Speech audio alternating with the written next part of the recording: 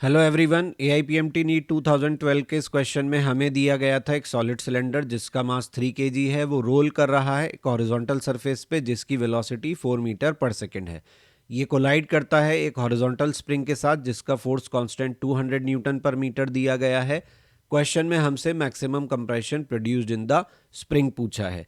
तो हो सकता है कई लोग ये सोच रहे हों कि मैंने इस क्वेश्चन को वर्क पर एनर्जी में क्यों लिया। तो यहाँ मुझे लगता है कि जो इन्फॉर्मेशन हमसे मांगी गई है और क्वेश्चन में जो गिवन है उसका मोस्ट ऑफ द पार्ट जो है वो वर्क पावर एनर्जी को बिलोंग करता है। होने को इस क्वेश्चन को हम रोटेशनल मोशन में भी कंसिडर कर सकते हैं, बट रोटेशनल की जो जानकारी यहाँ पर हमें काम में लेनी है, जो फार्मूलाज काम में लेने हैं वो बहुत बेसिक है, इसलिए इसको मैंने वर्क पावर एनर्जी में कंसिडर किया है। तो शुरू करते हैं। क्वेश्चन में हमें दिया है मास है 3 kg सॉलिड सिलेंडर का। ध्यान रखना है कि सॉलिड सिलेंडर है, पार्टिकल नहीं है। दूसरी चीज, इसकी वेलोसिटी दी गई है 4 मीटर पर सेकेंड और जिस स्प्रिंग से ये टकराता है उसका कांस्टेंट दिया हुआ है 200 न्यूटन पर मीटर। क्वेश्चन में हमसे मैक्सिमम कंप्रेशन पूछा है। ऑल्दो क्वेश्चन बहुत सिंपल है, यहां पर आपका external force and non conservative force, दोनों तरीके के फोर्स ही जो हैं वो एब्सेंट है। External and non conservative forces are not present. अगर वो प्रेजेंट नहीं है तो आप जानते हैं आपको क्या लगाना है, mechanical energy conservation. Mechanical energy conservation में आपकी इनिशियल मैकेनिकल एनर्जी बराबर फाइनल मैकेनिकल एनर्जी, मतलब initial kinetic plus initial potential is equal to final kinetic final potential. Initial kinetic आप क्या लिखेंगे, half m v square plus half I omega square. क्यों? क्योंकि आपका जो सॉलिड सिलेंडर है वो रोल कर रहा है। तो रोलिंग में दो तरीके की काइनेटिक एनर्जी होती हैं आपके पास। एक होती है ट्रांसलेटरी काइनेटिक एनर्जी, दूसरी होती है रोटेशनल की काइनेटिक एनर्जी। इन दोनों के साथ आपकी पोटेंशियल एनर्जी कितनी है? पोटेंशियल एनर्जी 0 है क्योंकि स्प्रिंग में कोई कंप्रेशन नहीं है। कोलिजन के बाद ये दोनों ही काइनेटिक एनर्जी आपका जो सॉलिड सिलेंडर है वो लॉस करेगा और सारा का सारा लॉस आपके कहाँ स्टोर हो जाएगा? स्प्रिंग में।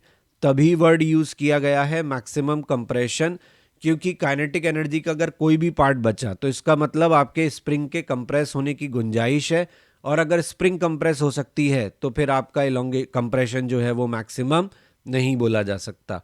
अब यहाँ पे हमें मोमेंट ऑफ इनर्शिया चाहिए, आई। तो moment of inertia of solid sphere क्या होता है? ये हो सॉलिड सिलेंडर, सॉरी स्फीयर नहीं है। सॉलिड सिलेंडर का मोमेंट ऑफ इनर्शिया क्या होता है? डिस्क का जो होता है वही होता है, कितना? mr² bye 2। अब हमें रेडियस नहीं दिया तो हम हो सकता है ये सोच के परेशान हो कि आर कहाँ से लाएंगे। परेशान मत होइए, दूसरी इंफॉर्मेशन भी तो आपको दी गई है। प्योर रोलिंग, प्योर रोलिंग के केस में v बराबर क्या होता है? Are omega. यानी ओमेगा को आप क्या लिख सकते हो? v/r। इन दोनों, ये मान लेते हैं इक्वेशन 1, इसे मान लेते हैं इक्वेशन 2, इसे मान लेते हैं इक्वेशन 3। तो इक्वेशन 2 और 3 दोनों को यूज करते हैं तो हमारी इक्वेशन 1 क्या बन जाएगी? हाफ एम वी स्क्वायर तो एज इट इज रहेगा, हाफ आई ओमेगा स्क्वायर का क्या होगा? आई की जगह mr² बाय 2 और ओमेगा की जगह v/r। ये बराबर किसके? हाफ के एक्स मैक्स के स्क्वायर के। हाफ कॉमन लेके काट देते हैं, क्या बचेगा? एम वी स्क्वायर प्लस, यहां देखिए आर स्क्वायर से आर स्क्वायर कट गया ना, तो हम यूं ही परेशान हो रहे थे। क्या बचा? mv² बाय 2 बराबर के एक्स मैक्स का स्क्वायर। ये कितना हुआ? तो 1+1/2 3/2, 3/2 mv² बराबर के एक्स मैक्स का स्क्वायर।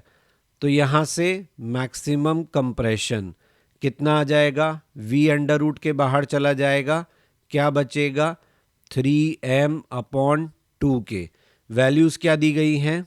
वेलोसिटी दी गई है 4, मास दिया गया है 3 और के दिया गया है 200।